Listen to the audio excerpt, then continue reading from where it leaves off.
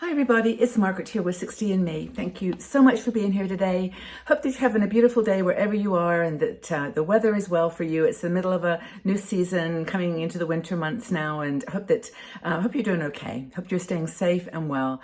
Now, I wanted to talk to you today about a topic that I think probably is of relevance and interest to a lot of you, and that is solitude. And how, as we've gotten older, we've perhaps moved into this kind of world of solitude that is unusual for us, that is different than the way that we've spent our lives up until now. Now, we have a blogger named Fran Meinlinger, and Fran is an amazing person. Her writing, for me, really is evocative, and I encourage you to go and read her this article, because it stimulated in me thoughts that I haven't had in a while, and that have brought into my focus the beauty of being older and living in solitude, and how she says, it can be delicious.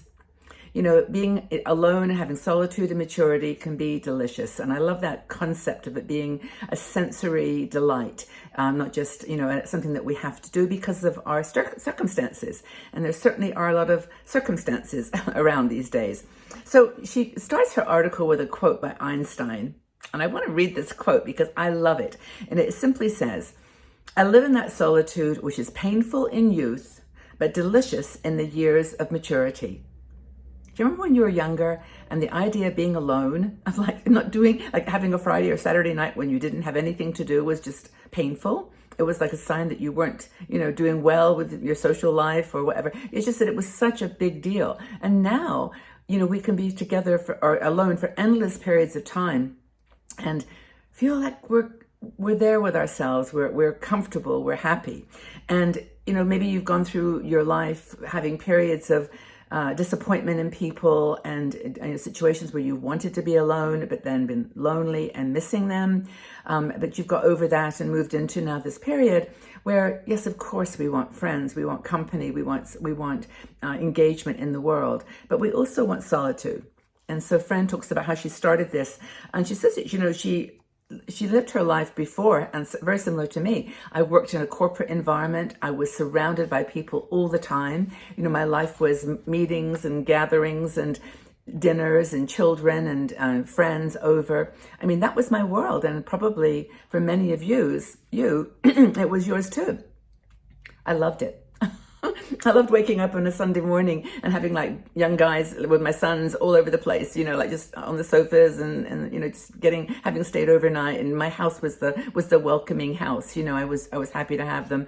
And, just the kind of adventures of planning a dinner, planning a meal, a party.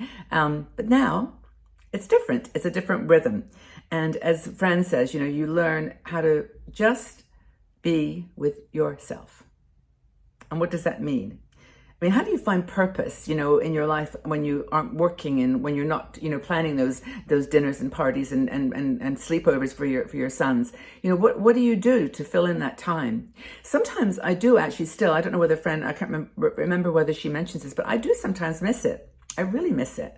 I miss the spontaneity of being with other people. They always add an element of unpredictableness. You just don't know what's going to happen or what they're going to say or where the conversations are going to go. But, you can do this for yourself. Now, and we know that, a lot of those relationships were strong at the time when they were contextual, even the families of those young people, we were all good friends at the time. They've passed on, they've moved away, and some have passed on. I mean, it's just that as we get older, this happens. We learn to be happy with ourselves. So what's changed?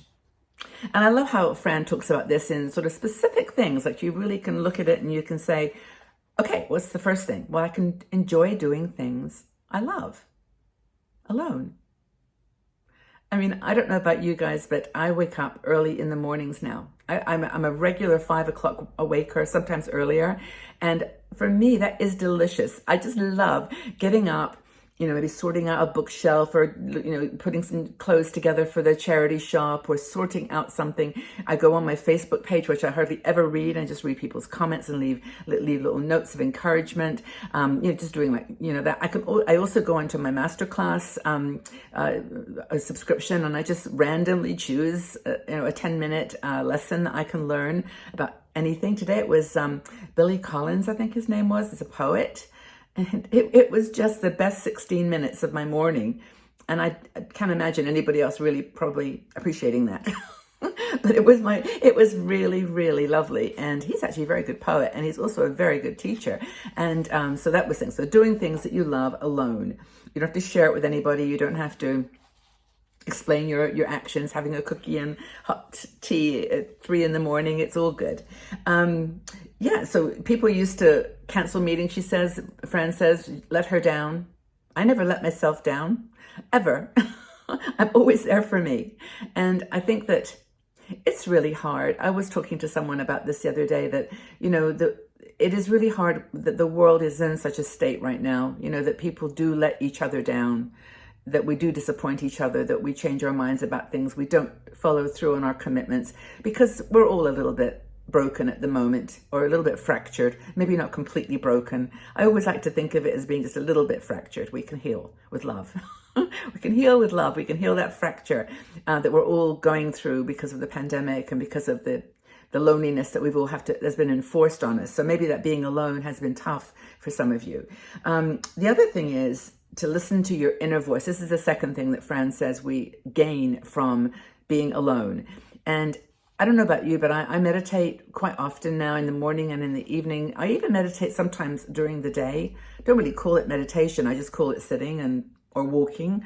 And it's just that listening to that inner voice, letting your mind wander. Just go all over with it. Don't have to stay in one place, or, just follow a task. No reports to turn in, unless you're still working, which is fine too. But, the point is, you can actually start to let your mind wander creatively, and, things will pop up. Little ideas will reveal themselves. Connections will happen. That was why I was enjoying that poetry little talk this morning, because it was like poetry really is about taking simple words and taking you deeper. And I love poetry for that reason. But, really begin to understand your desires, your boundaries, what's important to you in your life. That's the second thing that you can gain. So the third thing is, of course, you then know who you want to spend time with.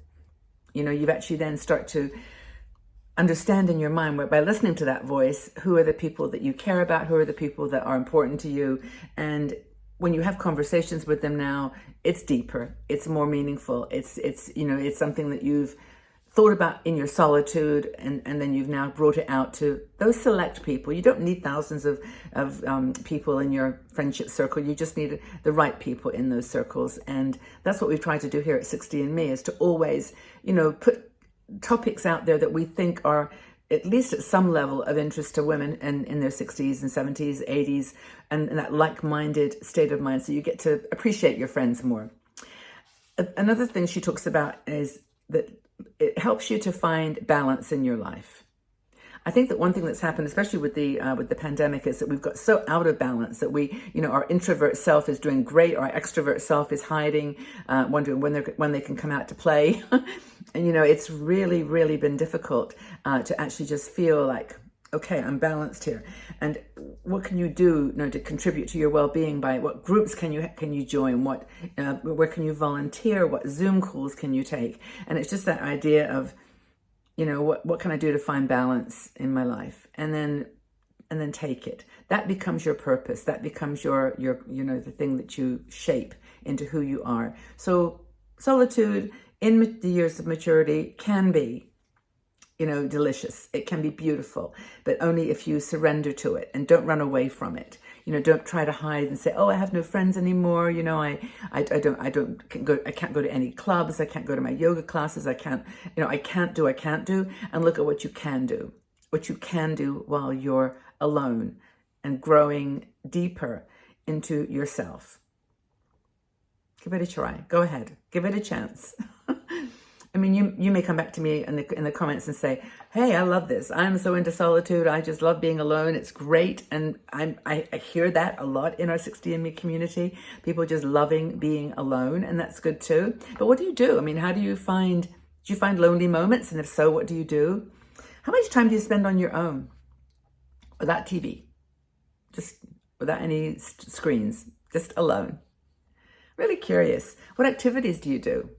How do you own this moment of being by yourself?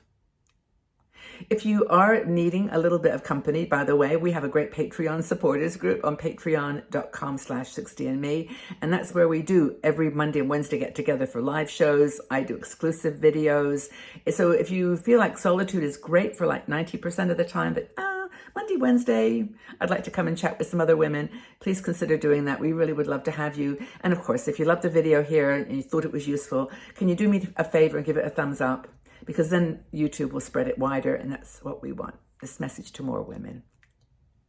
Okay, everybody, we'll have a super day, whatever you're doing, wherever you are. Thank you, Fran, for this gorgeous article, delicious article. I really did appreciate it. And if you've got any comments on how you spend your time alone, please leave them in the section below.